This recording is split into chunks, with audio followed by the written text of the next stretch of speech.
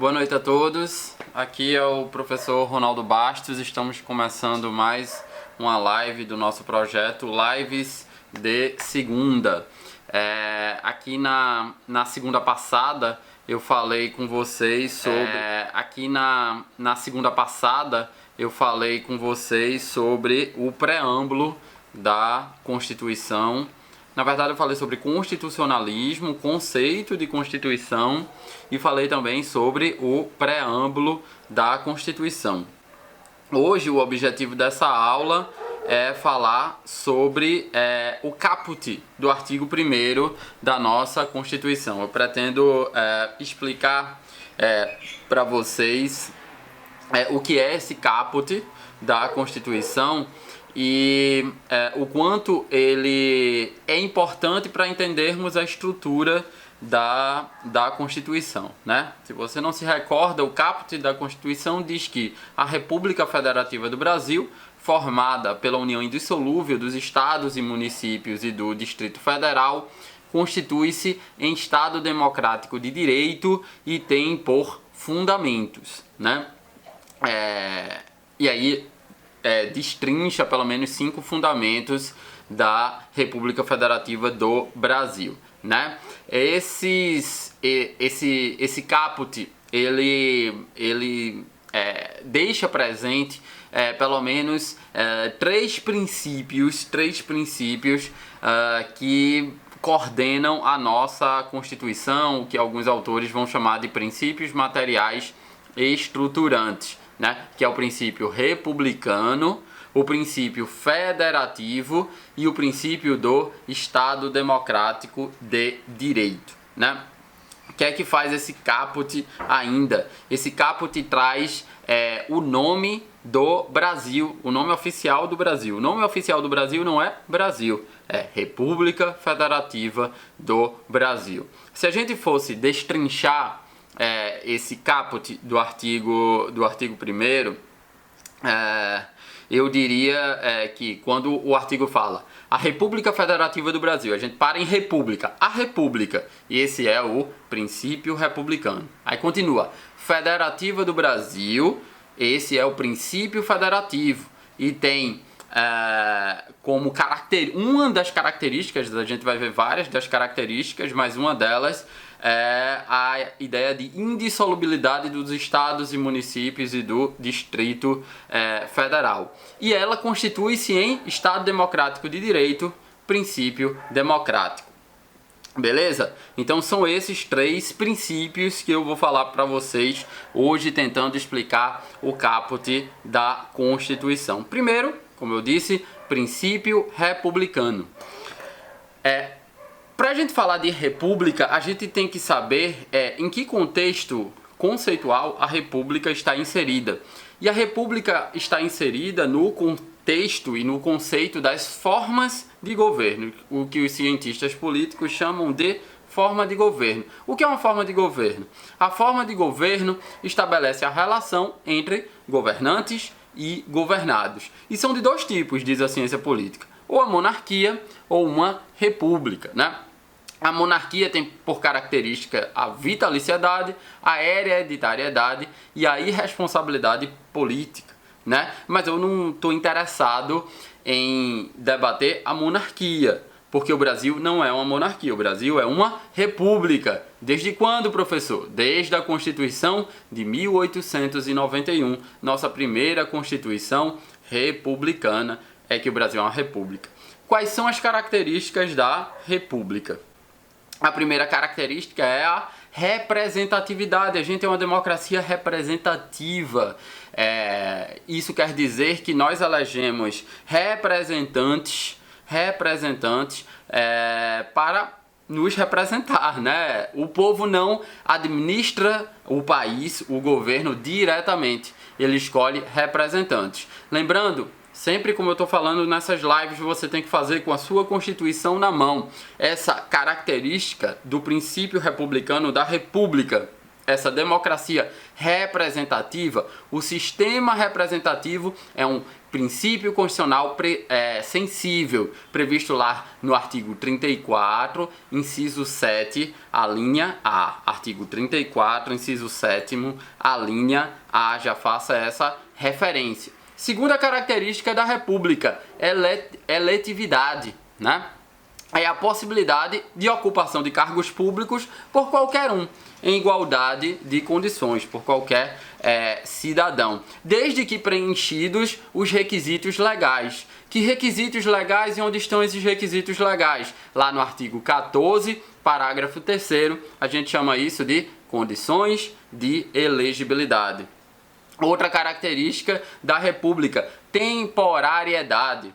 Os mandatos, a gente não é uma democracia representativa, feita por meio de mandatos. Esses mandatos, eles têm uma alternância de acordo com o tempo, né? Quando se vence o mandato, se alterna quem está no poder, né? Onde é que está isso? Isso também, essa alternância diz respeito a onde é que está o exercício do mandato. O que é o mandato? Artigo 44, parágrafo único da nossa Constituição. Eleição, onde é que está isso? Na União, artigo 77 da Constituição.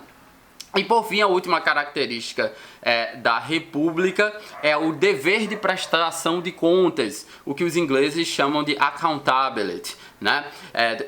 Embora todos sejam igualmente responsáveis perante a lei, não havendo que se falar em privilégios, aqueles que administram a coisa pública, a res pública, é isso que quer dizer república, coisa pública, res, coisa pública do povo, né? Eles devem prestar contas da sua atividade. Essa prestação de contas também é um princípio constitucional sensível, artigo 34, inciso 7, a linha D. Por que eu estou falando tanto em princípio constitucional sensível? Porque o princípio constitucional sensível, a violação do princípio constitucional sensível pode ensejar intervenção federal lá do 34, beleza?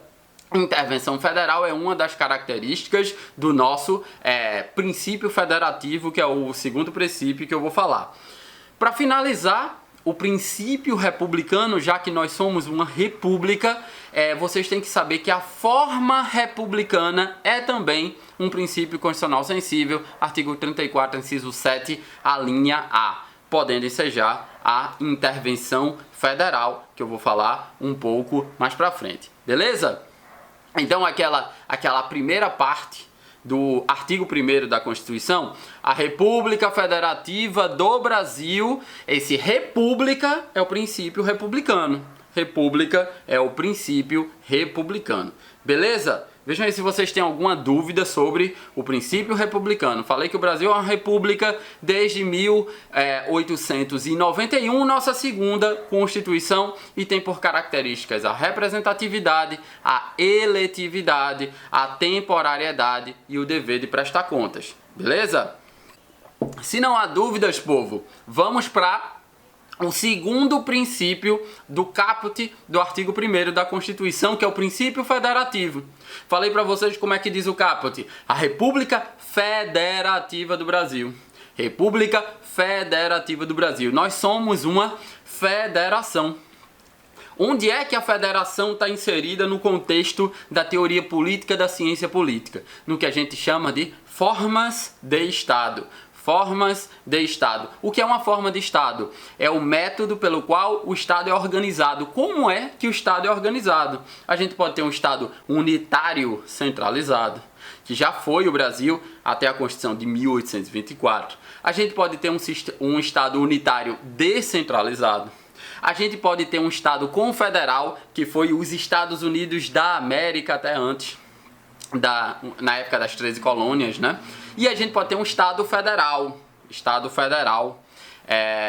que é o Estado brasileiro. A maioria dos estados são em forma de federação. Desde quando nós somos um Estado federal? Desde a Constituição de 1891.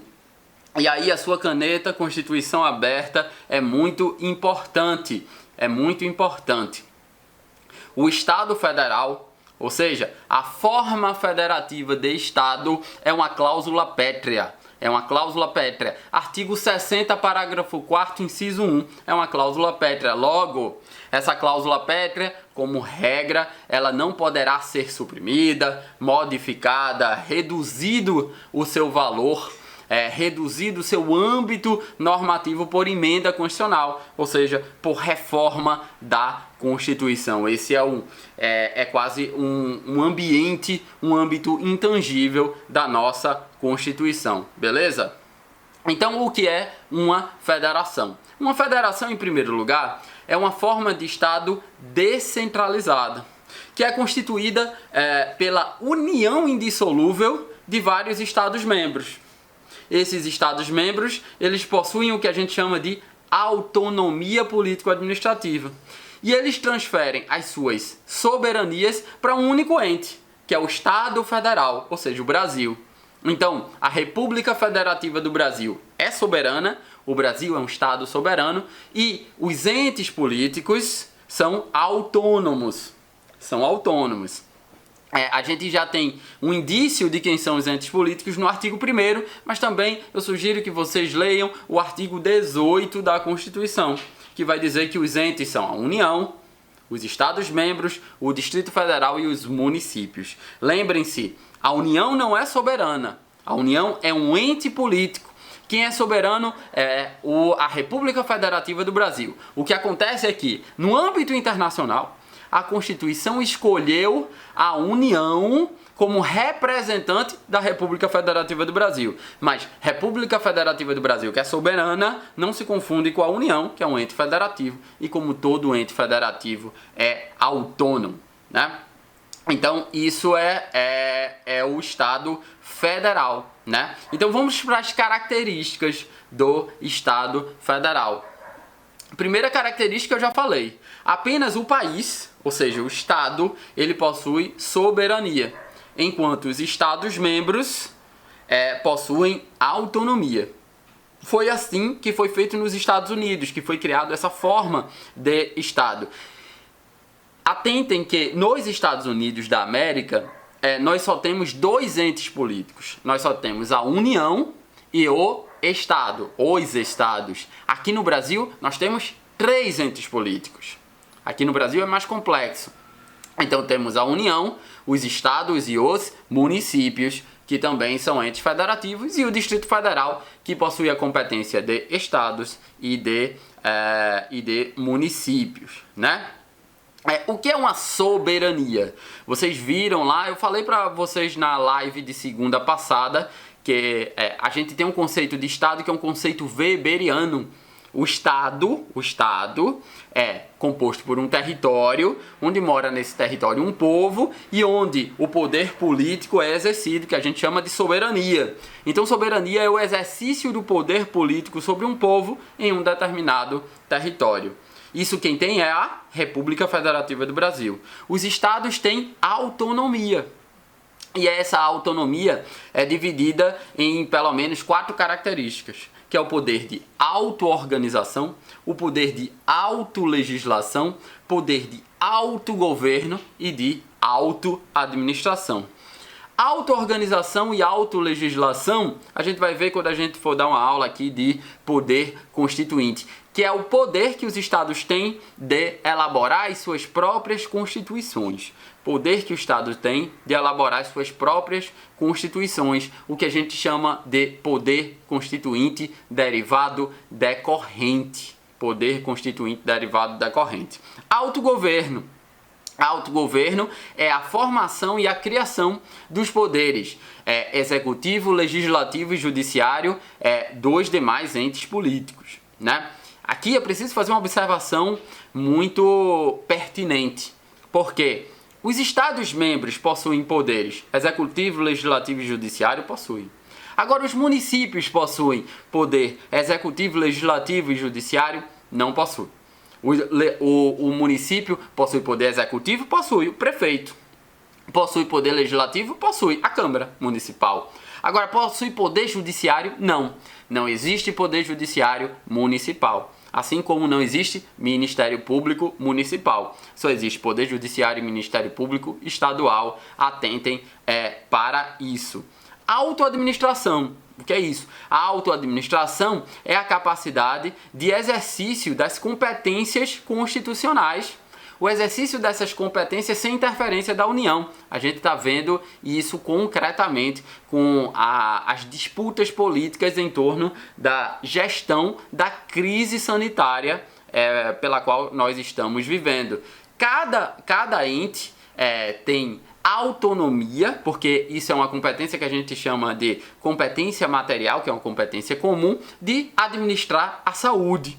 Né? A saúde, políticas de saúde. A União tem competência, os estados têm competência, Distrito Federal tem competências e os municípios também têm competência. Beleza? Então, o país tem soberania, mas os estados e municípios e Distrito Federal têm apenas autonomia. Outra característica da federação, que é coerente com a Federação Brasileira. A federação, a base jurídica dela é uma Constituição e não um tratado. Um tratado é a base jurídica de uma confederação. Mas uma federação, a base é uma Constituição. Então a Federação Americana tem a Constituição dos Estados Unidos. A Federação Brasileira tem a Constituição brasileira. Inexiste, outra característica, inexiste direito de secessão. Direito de secessão. Vamos voltar para o caput, que eu disse que vou explicar todo hoje. O caput do artigo 1º vai dizer: a República Federativa do Brasil, formada pela União Indissolúvel de Estados e Municípios e do Distrito Federal. Essa união indissolúvel de estados e municípios quer dizer que os estados não podem se separar do Brasil. Não podem se separar do Brasil. Qualquer tentativa de separação, anotem, qualquer tentativa de separação, cabe o quê? Intervenção federal, com base no artigo 34, inciso 1. Diz lá o artigo 34, inciso 1, que vai caber intervenção federal com o objetivo da União manter a integração nacional. E como é que você mantém a integração nacional? Impedindo que o Estado saia do Brasil, né? Se desmembre do Brasil e vire um Estado autônomo, né? Questão muito importante para entender o nosso panorama constitucional é a chamada repartição de competências entre os Estados federativos. Repartição de competências entre os Estados federativos. O que é que isso quer dizer? Quando é criada uma Constituição, quando é criada a federação através da Constituição, eu disse para vocês, há uma separação entre a União e os Estados-membros. No caso do Brasil, União, Estados-membros e municípios, junto com os estados e o Distrito Federal, né? Na Federação Americana, a regra era que a União tivesse as competências expressas na Constituição, são as competências da União, que a União pode fazer, qual o nível de poder da União. E residualmente, ou seja, o que não tivesse no âmbito das competências expressas, caberia aos estados. Essa é a ideia, é a regra geral de repartição de competências. A União tem as competências expressas e os estados as competências residuais. Só que o Brasil complicou, porque o Brasil tem 3 entes federativos. Vamos esquecer, nesse momento, o Distrito Federal. O Brasil tem a União, os estados e os municípios, né? Qual foi a repartição de competências escolhida pelo Brasil? Como regra. Quando eu digo como regra, você já sabe. É porque tem exceção. Então, como regra, as competências expressas estão com a União e estão com os municípios. Na nossa Constituição, como regra, existem a descrição de competências expressas para a União e para os municípios. A competência dos estados é residual. Competência residual.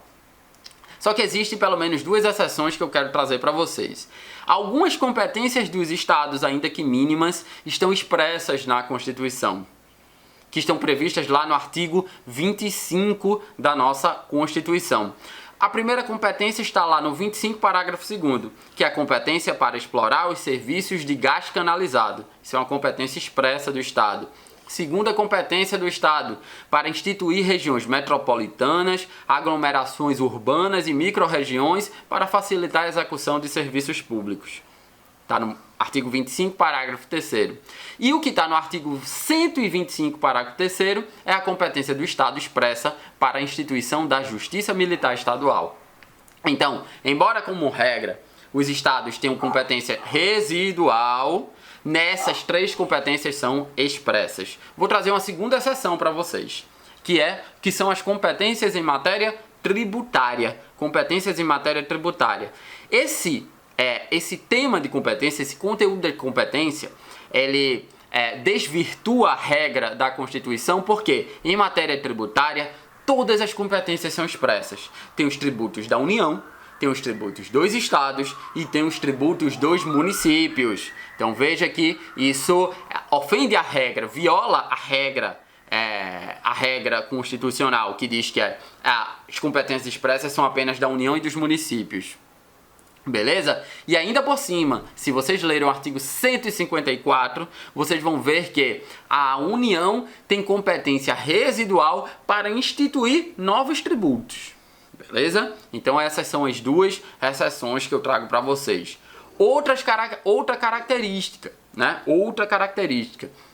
Os Estados-membros, eles têm uma competência residual, porém, eles têm a possibilidade de participar da confecção da legislação federal. Como é que os Estados-membros participam da confecção da legislação federal? Através dos senadores.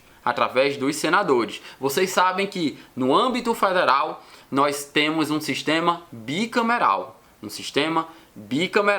Que é constituído pelos representantes do povo, que são os deputados, e os representantes dos estados, que são os senadores.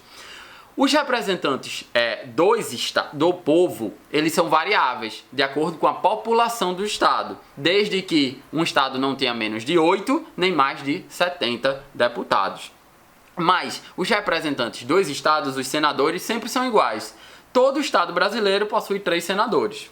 Então, o Acre possui 3 senadores e São Paulo possui 3 senadores. A justificativa para isso era a manutenção do equilíbrio federativo. Então, os estados participam da legislação federal. Embora os estados tenham competência residual, o que sobra, mas eles têm a possibilidade de participar da confecção da legislação federal.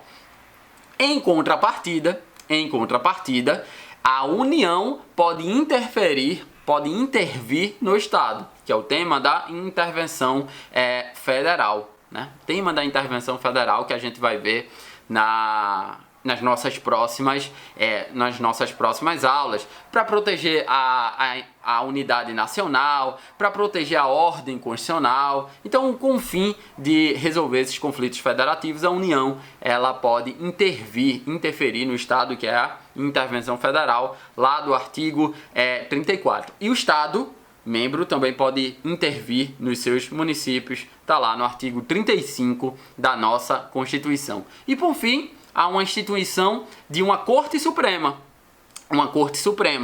que é o organismo judiciário que vai estabelecer a segurança da ordem constitucional, o STF é o guardião da Constituição, vai estabelecer a unidade jurídico-constitucional e também vai estabelecer o equilíbrio federativo. Lembre-se que o STF, artigo 102, inciso 1, a linha F, ele tem competência para resolver os conflitos entre a União, os estados, Distrito Federal e os municípios. Beleza? Esse é o princípio federativo lá do artigo 1º da nossa Constituição. Paradinha, para quem tem alguma dúvida, deixar por aí a dúvida. Beleza? Temos 30 minutos de live. Estamos já finalizando. Vou para o último princípio.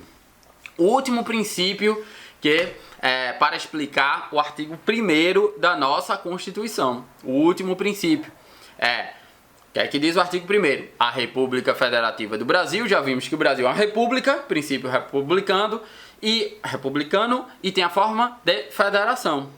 República Federativa do Brasil, formada pela união indissolúvel de estados e municípios e Distrito Federal, constitui-se em Estado Democrático de Direito. O que é isso? Princípio democrático. O princípio democrático está inserido em que contexto? está inserido no contexto da ciência política, que a gente chama de regime político. O que é um regime político? O regime político é um método formal que tenta medir o grau de representatividade do povo pelos seus representantes, pelos seus mandatários. Até que ponto o povo tem influência na formação do governo, na estruturação do Estado. É isso que diz um regime político. E a ciência política vai debater, mas em geral a gente tem 3 regimes políticos. A gente tem a ditadura, que é sem representatividade do povo, é uma submissão do povo. A gente tem um autoritarismo, que é uma representatividade bastante limitada, e a gente tem a democracia, que é uma ampla representatividade do povo. E o Brasil é o quê? É um regime democrático, é um Estado democrático de direito. Então, há uma efetiva existência de representatividade entre o titular do poder, o povo, e os seus mandatários. Então, nós voltamos periodicamente, lembre do princípio republicano, nós voltamos periodicamente para presidente, governadores, prefeitos, ou seja, os chefes do executivo. Nós voltamos periodicamente para os representantes, os parlamentares. Então, essa efetividade da representatividade numa democracia, como é a democracia brasileira, ela é efetiva, né? Princípio democrático, né? Então, o regime democrático, para vocês saberem, o regime democrático também é um princípio constitucional sensível, artigo 34, inciso 7, a linha A. Ou seja, se estiver havendo a desobediência do princípio democrático, do regime democrático, cabe intervenção federal. Beleza? Quais são os 3 tipos de democracia que existe no mundo? Temos a democracia direta, temos a democracia representativa ou indireta, né? E temos a democracia semidireta. A democracia direta é aquela por meio do qual a vontade do povo ocorre por meio dos mecanismos de democracia direta, por meio de plebiscito, por meio de referendo e por meio de iniciativa popular. Plebiscito e referendo são consultas populares. O plebiscito se faz a consulta antes de elaborar o ato normativo, o ato legislativo. E o referendo se elabora o ato legislativo e diz se o povo concorda, ou seja, é posterior à elaboração do ato legislativo normativo. Iniciativa popular, o povo tem a possibilidade de criar leis, ou pelo menos tem a iniciativa para a criação dessas leis. A Constituição vai dizer que, no âmbito federal, essa criação, essa iniciativa popular depende de 3/10 dos votos, né? Espalhados por 1% dos votos do eleitorado nacional, espalhados por 5 estados, e em cada estado 0,3% em cada estado. E no âmbito municipal precisamos de 5%.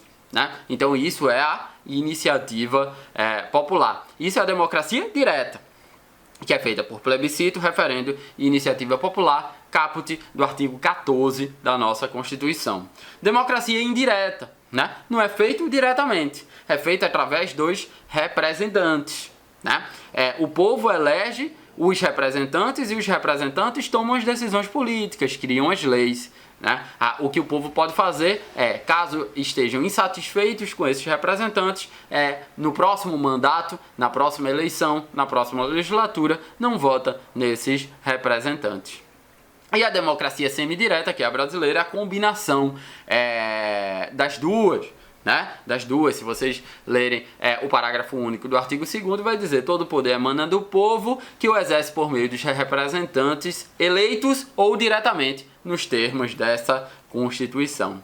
O que a doutrina vai dizer é que, modernamente, a democracia não é apenas esse método para se aferir à vontade popular, mas a democracia é também que isso seria um conceito formal. A democracia possui hoje um conceito substancial, um conceito substancial, que é atrelado à efetivação dos direitos fundamentais. Eu ainda vou falar de um tema mais teórico aqui, que é o neoconstitucionalismo, que trabalhou muito bem essa ideia de efetivação dos direitos fundamentais no nosso pós-guerra. Pois bem, é isso. O caput da nossa Constituição possui 3 princípios que estão embutidos ali e são importantíssimos para vocês entenderem toda a estrutura constitucional. Então temos o princípio republicano, o princípio federativo e o princípio democrático. É isso. Espero que vocês tenham gostado dessa live, vocês aqui do Insta, vocês aqui do YouTube. Na próxima segunda nós voltamos com mais um tema para vocês, provavelmente interpretando ainda mais a nossa Constituição. Chame os amiguinhos. Próxima segunda, 8h30, estamos de volta. Valeu!